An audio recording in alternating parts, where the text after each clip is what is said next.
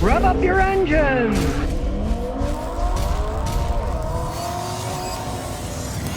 Well, it looks like Acura is going to bring back the RSX.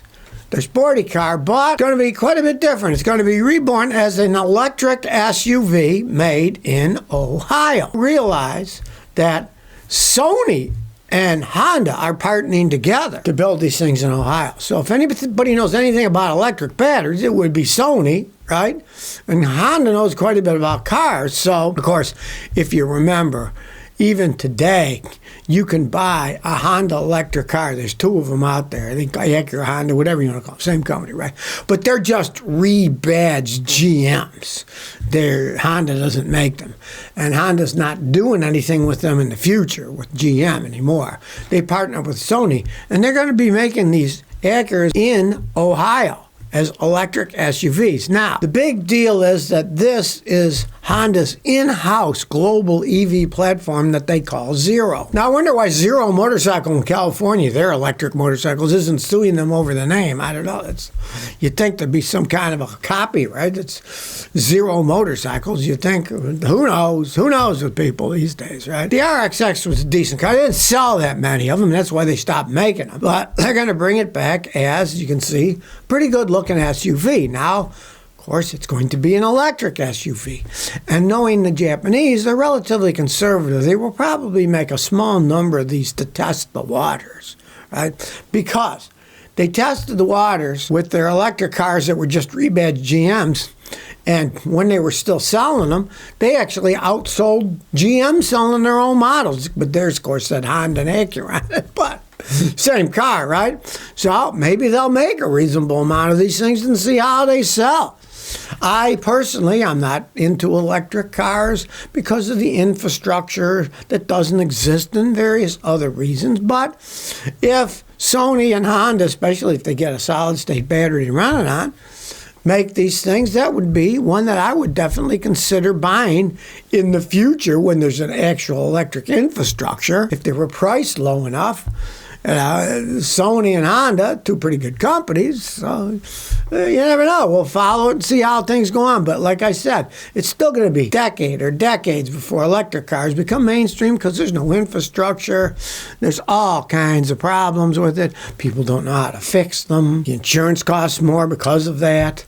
So it could be a small beginning for Honda getting into making their own electric cars. Hey, it took Honda a long time to become mainstream. They brought those little crappy ones, and they didn't really become popular until the 80s, and that was 20 years later, so who knows?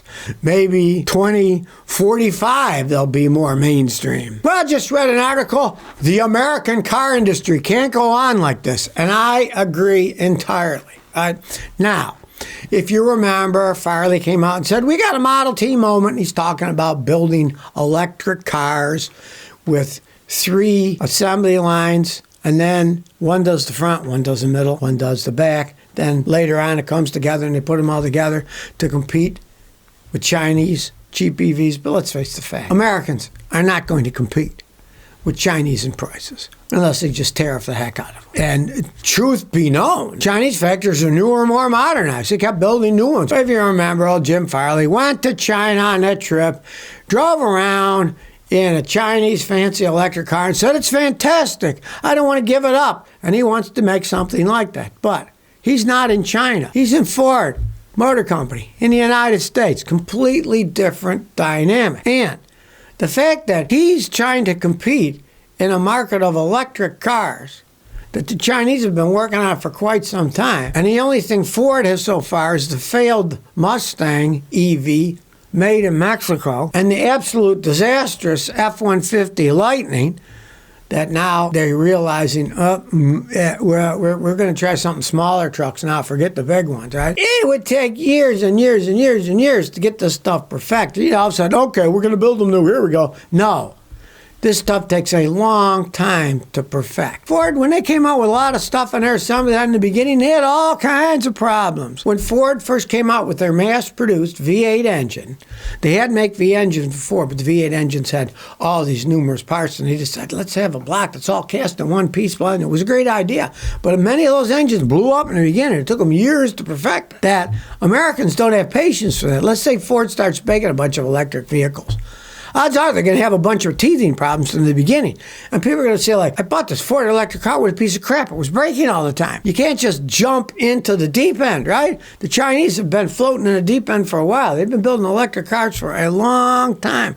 And if they think they're going to compete with the Chinese by starting one little, we'll put them three, and then we'll put them together one later down the line with all the problems that will probably come from a new type of assembly and stuff. I kind of agree with the guy in the article saying, hey, it might be too late. The American car companies, the problem was they were sitting on their laurels for years and years. Everybody in the world wanted American cars in the 40s and 50s and early 60s. Right? But then they sat on their laurels.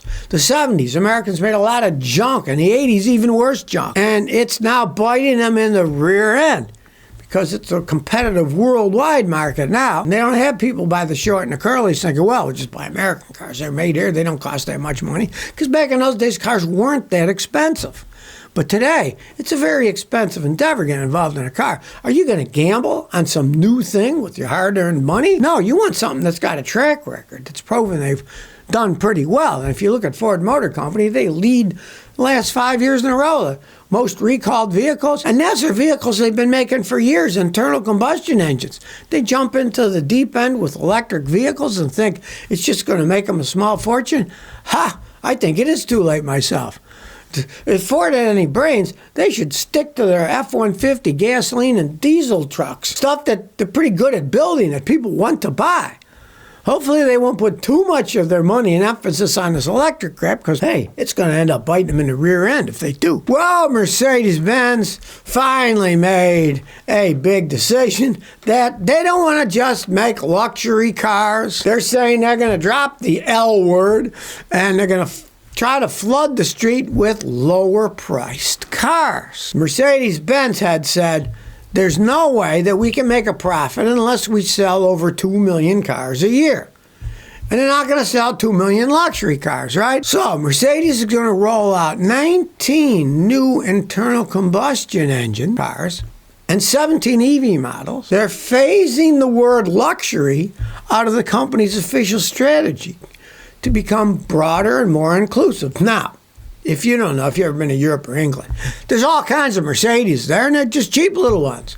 Little four-cylinder engines. They got them for taxi cabs. I saw a Mercedes-Benz ambulance. I saw a Mercedes-Benz ice cream truck when I was in England. I mean, they make lower-end stuff, too. They just tried to sell the luxury stuff in the United States. And they're realizing that you make more money selling a lot more lower-priced cars than you selling a handful of expensive ones. Mercedes CEO Ola said, quote, our goal was and remains to offer customers the most desirable products in all our segments. Of course, like I said, in Europe, they have lower-priced cars there. People have little four-cylinder Mercedes taxis, and they realized that they spent way too much money and time building and designing and marketing their high-end Maybach and AMG models that, they start at $116,000. They don't keep their profit margins up because they don't sell that many of them. Now realize this. Profits at Mercedes-Benz slumped more than half to the first half of this year. I mean, they made half the amount of money they did last year, this year, 2025. So they need to do something. They're in trouble. And maybe that's a smart move. They can build things, right? By building cheaper ones, that's all. Makes a lot more money selling a whole bunch of cheaper stuff than it does selling a handful of expensive things. Well, Volkswagen is becoming a scumbag as Tesla, where you pay extra money so you can access the power in the car. Well, at least in Great Britain, they're trying it out there. Maybe the British will revolt against it, I don't know. VW is introducing a monthly subscription to increase your car power. Now, some of their electric cars, they're offering an optional power upgrade that's about 17 pounds a month or 165 pounds annually to let you access the extra power. Now, that's not all that much money, right? But It is a bad thing. We should all revolt against, right? If any of my English fans are watching now, hey, revolt against it. Start complaining about Volkswagen being scumbag, charging us extra, because that's just the beginning. You know, if you remember any history, originally, income tax in the United States was like 1% of your income. Who cares about that? Well, it's a lot more than that now, you know? You got to nip this stuff in the bud. You know, don't let these people charge you extra money to access something that's already in the car that you bought. So what if it's a sportier driving experience? And, it makes a lower initial purchase price and they add it on later. What are they going to do next? If you want tires on your car, you know, you can pay a monthly service fee for the tires too if you want. I mean, now, some things like that actually make sense. Like in China, there are small vehicles that have replaceable electric batteries. And you can buy the car without the battery. Then you rent the battery. Well, what's the difference between renting a battery and then you swap it out at these places when you run out of power, swap it for another battery, or pay to recharge the battery? That actually makes kind of sense if it's standardized. But if you're buying a car and then to access what's already there, you got to pay extra, right? That's kind of stupid. We should fight against it. Otherwise, as the future goes on, everything's going to have an extra tab to your monthly bill to pay for something that you already bought, which to me is sleazy. Well, if you're worried about renting a car, especially from Hertz, and they go through that AI scanner and say you owe them a bunch of money for damage to the car, guess what? You can fight that AI tech with other AI tech. It's a company in, I believe it's New Zealand, and it is called Raven. So you get your phone and you go around, and then it's going to analyze it so you can fight AI with AI. That's the one thing that you have to say about computer stuff is it's kind of like warfare.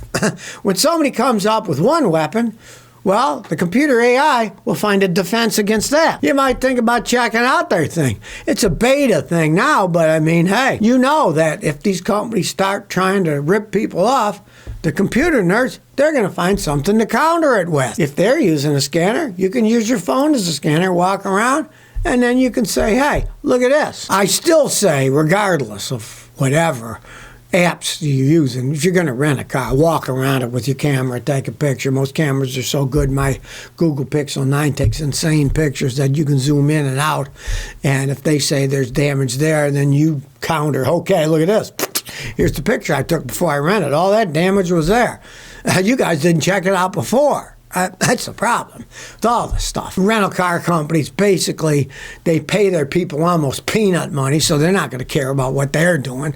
I've been rented cars with pieces falling off of them, big dents, shattered windshields. Then they try to get you to pay for it when you come back. That's why you got to go around taking pictures of them with your phone with date stamps on it so they can't pull any BS on you, because those places are really poorly run half the time. Hey, when you bring a car back, generally, it's pretty dirty, right? So, hey, who's to say that you bring back a dirty car, then they damage it on going to a car wash or something and want you to pay for it. So, you know, it behooves you to do that. And if they have an app that you can do it with the app that shows the stuff on it, you don't have to scan it that closely. The app will tell you, okay, this is here, this is there. And then if they come back and say, this is here, you show them the Raven app and say, no, that stuff was there before. I used this other AI. So if AI starts screwing you over, well, fight it with some other AI.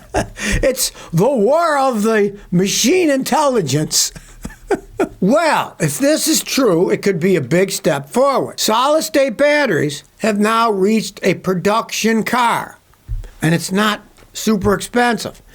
It's the MG4. It's a special version of the MG4. They're not mass produced yet, but they're actually building them. It's the first production EV with a solid-state battery, which of course is a big deal. They can charge faster. Be quite interesting. Now, manganese-based lithium-ion battery. The car isn't out mass-produced yet, but they are building them. They already have a semi-solid-state battery out, but they claim that a new low-production version, special one of this MG, is going to have solid-state battery. Now, of course, this is a Chinese company. They're not giving us all the specifications, and we'll see what happens. Is this just another made-up story coming from China to try to push what they're doing, like the Chinese say, oh yeah, you know, we got windmills and solar generators everywhere while they're building coal-fired plants to generate electricity in China, and they're not talking about that, right? They're trying to pretend they're getting it from the wind and the sun, when a lot of their power still comes from coal. So, but if the special edition MG actually comes out with a solid-state battery and it tests and it works out, there's going to be a real scramble amongst all the electric car manufacturers to follow up with solid-state batteries. Like Toyota said, they said they're going to have them. We'll see what happens. The race is on for making solid-state battery cars. Maybe they'll fail. Maybe they won't. But, like I say, just wait. Don't buy into a failure. If they do work, then soon all kinds of companies will be building them. So don't be the first person to jump on board, because you might have picked the wrong one. Now, this is a Chinese company, so it would be a lower price. At least it's not like some of the solid-state battery claims that they said, well, we're going to put them in super expensive luxury cars, blah, blah, blah. Who cares what those guys do? I mean, go ahead, put them in, test them out there. I'm not buying one. Most of us aren't going to buy one. But if they can perfect it and then gets mainstream, who knows? Maybe in a decade or two, we'll be driving solid-state battery cars. But not in the near future if you value your money. I wouldn't touch these things.